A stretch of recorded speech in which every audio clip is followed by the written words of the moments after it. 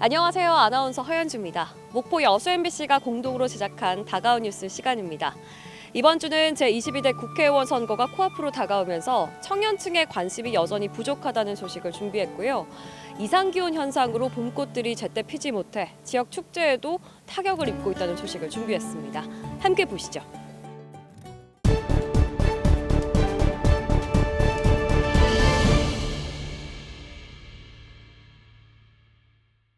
지역 대학생들에게 이번 총선에 얼마나 관심이 있는지 물었습니다.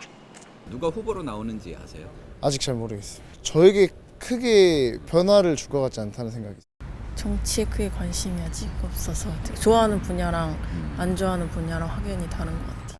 최근 여수 MBC가 실시한 여론조사에서 20대 이하의 33%, 30대의 23%가 지지하는 후보가 없다거나 모름, 무응답을 선택했고 비례정당 지지도 조사에서는 이 비율이 각각 45%와 38%로 다른 연령대보다 크게 높았습니다.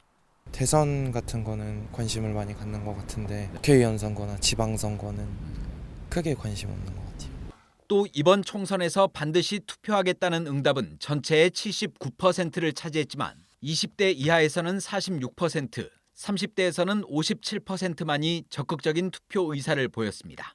정책적 효능감이 좀 많이 떨어지지 않나. 피부로 와닿는 공약이 좀 없었고 그냥 뭐 누가 되든 뭐 다 똑같지 않나 이런 생각을 가지기 때문에 좀.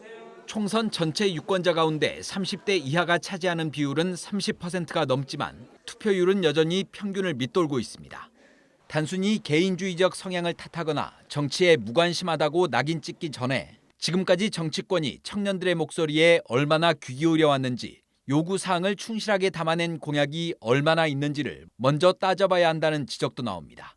주로 제시하는 청년 정책의 범위가 신혼부부나 자녀가 있는 가정의 주거를 우선 공급한다라고 하는 식이 전부 다 대부분이고, 청년들에게 이러한 정책의 완결성을 보여주는 정당도 없었다. 청년들이 지속적으로 정치에 관심을 기울이고 이들을 투표장으로 유인할 수 있는 정책과 분위기를 만드는 것도 정당과 후보자들의 몫입니다. MBC 뉴스 문형철입니다. 월출산의 빼어난 절경을 배경으로 조성된 유채꽃밭. 평소 같으면 꽃봉오리들이 고개를 내밀기 시작해야 하지만 온통 초록풀만 무성합니다. 지난 가을과 겨울 두 차례에 걸쳐 씨를 뿌리고 기른 유채밭이지만 유채들이 이렇게 작고 연약하게 자라거나 아예 죽어 곳곳이 듬성듬성 비었습니다. 지난 겨울 이상 기온으로 평년 대비 일최저 최고 기온차가 현저히 컸던 터라 동해 피해를 입은 겁니다. 유채꽃의 60에서 70%가 생육이 부진하거나 고사되면서 4월 중순 열 예정이었던 올해 영암 월출산 유채꽃 축제는 취소할 수밖에 없게 됐습니다. 여기 유채꽃이 어디 유채꽃 있어요? 다 죽었는가 어디 가버렸는가 없어 정자가 없어. 뱀풀이고 일 안 해. 겁나 좋아라. 이 같은 이상기온 현상으로 인한 유채꽃 생육 부진은 전국적으로 확인되고 있습니다. 비슷한 시기 개최되는 부산시 제11회 낙동강 유채꽃 축제도 일찌감치 취소가 결정됐습니다. 충북 옥천군 역시 축제를 일주일 연기한 뒤 개최 여부를 고심하고 있는 상황입니다. 이 온도에 되게 민감한 작물이거든요. 유채가 3월 초쯤인가 그때 온도가 좀 높았어요. 높았다가 지금 이번 주는 또 갑자기 추워지고 이런 상황이 이제 발생을 하니까 꽃눈이 멎는 거죠. 축제와 꽃 개화 시기를 맞추기 어려워지자 축제 내용을 변경한 지자체도 있습니다. 목포시는 관광객들의 발길을 붙잡기 위해 수군문화재와 목재 판옥선 등 다른 볼거리 확대로 승부수를 걸었습니다. 유달산 봄꽃축제에서 꽃을 빼고 유달산 봄축제로 갔습니다. 그래서 다양한 체험 프로그램을 더 보강을 하고 봄철을 대표하던 꽃들이 이상기후로 개화에 어려움을 겪으면서 축제를 앞둔 지자체들의 고심도 깊어지고 있습니다. MBC 뉴스 서희령입니다. 목포의 한 아파트 신축 공사 현장에서 강풍에 힘없이 꺾여버렸던 타워크레인 사고. 당시 목포를 포함해 전남 해안 대부분은 강풍주의보가 발효돼 있던 상황이었습니다. 산업안전보건법에 따르면 최대 풍속이 초속 10m를 초과하면 타워크레인 설치와 수리, 해체 작업을 중지해야 하고 최대 풍속이 초속 15m를 초과하면 타워크레인을 운전을 하면 안 됩니다. 사고가 난 시각은 정오 무렵. 목포에는 초속 17.3m의 강풍이 불었던 것으로 확인됐습니다. 12시 정도에는 손에 17.3m/s로 불었었습니다. 하지만 타워 크레인 기사들은 강풍이 불더라도 작업 중지를 요청하기는 어렵다고 말합니다. 건설 현장의 중심인 타워 크레인이 멈추면 사실상 공사의 대부분 작업에 영향이 가기 때문입니다. 기사 입장에서 나 꽁무리 못 치고 그냥 내려가란다 이렇게 하면은 또 이미 그 내미코는 잘 떠오르는데 그러다 보니까 이제 기사가 어떻게 하면 나 한다 못 한다 이런 얘기를 못하고. 뿐만 아닙니다. 지난해 6월 국토교통부가 발표한 타워 크레인 조종사의 성실 품위 유지 의무 위반 판단 기준에 따르면 순간 풍속이 기준치를 초과했다는 이유로 원도급사의 승인 없이 조종석을 이탈하는 경우 국가기술 자격 행정 처분의 대상이 됩니다. 이에 대해 타워 크레인 기사들은 스스로 즉각적인 판단하에 작업 중지권을 행사할 권리가 필요하다며 반발하고 있습니다. 강풍 속 1분 1초가 위험한 상황에서 원도급사의 작업 중지 승인을 기다리는 것조차 위험하다는 겁니다. 타워기사들 건폭으로 몰고 근무 혜택 이런 걸로 몰고 그러다 보니까 현장에서 기사가 위험하다 이런 게 안 통해요. 기상청에서 발표한 대로라면 그날은 타워크레인 조종사 스스로도 작업을 작업 중지권이 부여됐다라면 중지를 해야 맞는 거고.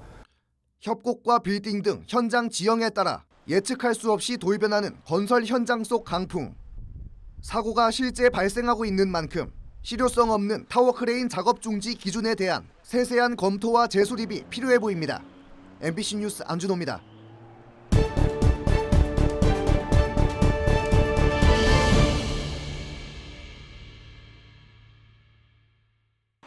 지난해부터 광양읍에서 꽃집을 운영하고 있는 김민설 씨. 지자체에서 지원한 2천만 원으로 인테리어를 하고 남은 돈은 월세에 보탰습니다. 멘토로 나선 선배 창업가의 조언도 큰 도움이 됐습니다. 멘토분들을 연결을 해주셔서 그동안 성공한 창업가분들을 예시를 많이 보여주셨고요. 거기에 맞는 컨설팅을 해주시고 도심 빈점포에 청년 창업가를 입주시켜 2천만 원과 창업 교육을 제공하고 지역 정착을 유도하는 청년 창업가 지원 사업. 6년째 이어지는 청년 사업가 지원 사업을 통해 22명이 자립의 꿈을 이뤘습니다. 2019년 처음 시작한 이후 폐업한 곳은 단 한 곳도 없습니다. 청년들은 사업이 더 성장할 수 있도록 창업 초창기에 집중된 지원이 사후 관리까지 확대되길 바라고 있습니다. 지원금 자체는 이제 도움이 됐는데 저희가 그래도 또 오래 유지하고 있으니까 그 부분에서 더 신경을 써주셨으면 좋겠는데. 광양시는 반짝 흥행에 그치면서 폐업하고 있는 청년몰과 달리 청년들이 직접 상권을 선택하고 맞춤형 컨설팅을 지원한다는 점에 차별성을 두고 있습니다. 시에서 이렇게 어떤 구체적인 안을 제시하는 것도 아니고요. 본인들이 생각하는 참신하고 다양한 아이템들을 저희에게 제안을 주면은 저희가 전문가들을 통해서 광양시는 지난 5년간의 성과를 바탕으로 올해도 다음 달 12일까지 청년 사업가 지원 사업에 참여할 예비 창업자를 모집합니다. MBC 뉴스 김담비입니다. 산수유꽃이 절정을 이루고 벚꽃이 피어나는 초봄. 남도의 기온이 오르는 요즘은 진도 홍주 제조업체들이 분주해지는 때입니다. 쌀과 검정쌀, 보리 등 곡물에 누룩을 넣어 발효 작업이 시작되기 때문입니다. 너무 춥지도 덥지도 않은 요즘이 발효의 최적기. 보름간의 발효를 마치면 압착과 정제 작업을 거쳐 투명한 백주가 생산됩니다. 여기에 한약재인 지초를 담가 거르면 투명한 붉은빛의 진도 홍주가 만들어집니다. 동의보감에 지초는 건위, 강장, 해독, 해열, 황달 등의 효능이 있다고 기록돼 홍주는 약주의 대명사로도 불리고 있습니다. 그러나 평균 알코올 농도 30%, 독특한 향으로 호불호가 엇갈립니다. 팬데믹을 지나면서 달라진 젊은 층의 음주 문화를 겨냥해 하이볼 세트가 출시됐고 지초를 넣기 전 상태인 백주, 소주와 중국술, 위스키 소비층을 겨냥해 평균 30% 정도인 알코올 도수를 40%, 60%까지 높인 제품도 개발됐습니다. 아무래도 현 세대에 맞춰야 되겠죠. 현 세대에. 그래서 변화를 많이 주려고 하는데 저도주 같으면은 이제 우리 소주한테는 못해 보이겠죠. 그래서 고도주를 고시마시고. 국내 주류 매출에서 전통주가 차지하는 비중은 3%. 홍주는 그중에서 매우 작습니다. 지역 연고 산업 활성화를 위해 진도구는 무형문화재인 홍주 산업 지원에 나섰습니다. 해외나 아니면 소비자 니즈에 맞는 다양한 상품을 만들 수 있는 기반적인 것을 지속적으로 지원해 나가고요. 고려시대에 만들어져 조선시대에는 최고의 술로 인정받은 뒤 한국의 전통주로 자리 잡은 홍주. 단순한 전승과 보전 차원에서 벗어나 세계화하는 전략과 지원이 시급합니다. MBC 뉴스 신광하입니다. 람사르 습지 순천만의 대표 깃대종 흑두루미. 순천만에서 월동하던 흑두루미가 새 봄을 맞아 잇따라 번식지 시베리아로 북상하고 있습니다. 현재 순천만에 잔류해 있는 흑두루미는 130여 개체로 늦어도 다음 달 초쯤이면 모두 번식지로 북상할 것으로 보입니다. 흑두루미는 순천만에서 지난해 10월 28일 첫 관찰된 이후 중간 기창 무리들까지 합류하면서 최대 8,600여 마리까지 관찰됐습니다. 전년 대비 최대 2배가량이나 늘어난 건데 일본 이즈미시에서 서식지를 옮겨온 개체가 늘어난 데 따른 것으로 분석됩니다. 지난 겨울 순천만 흑두루미의 서식 개체 수가 급증하면서 이젠 지역에 새롭게 남겨진 과제도 적지 않습니다. 서식 밀도의 분산, 그러니까 궁극적으로 서식지 확대를 위한 여자먼 권역 자치단체 간 정보 공유와 연대, 협력의 필요성이 더욱 커졌습니다. 최근 국내 조류 전문가 집단에서도 남해안권 흑두루미 벨트 조성을 제안한 것도 연결되는 대목입니다. 우리 시는 러시아, 중국, 일본 등 국가 간 협력과 국내 지자체 간 협력을 강화하여 흑두루미 종 보존에 기여하겠습니다. 또한 순천만 흑두루미를 활용한 관광 활성화 방안 마련에 대한 더욱 적극적인 고민들도 필요합니다. 최근 흑두루미들의 사람에 대한 접근 허용거리는 70에서 80m까지 크게 좁혀진 상황 때문에 이제는 더욱 고급화된 생태 탐조 프로그램 운영이 가능할 수 있을 것으로 분석됩니다. 탐조 관광 활성화를 통해 외부 관람객 소비군이 지역으로 유입되는 선순환 구조를 확대해 나가겠습니다. 순천만과 흑두루미가 시작점이 돼 20여 년 만에 국내 제1의 생태도시로 성장을 이룬 순천시.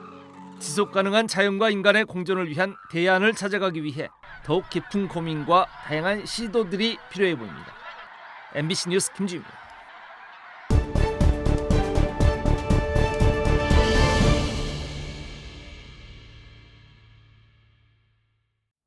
오늘 다가온 뉴스 어떻게 보셨나요? 다음 이 시간에는 더욱더 풍성한 소식으로 찾아뵙겠습니다. 많은 관심 바랍니다. 고맙습니다.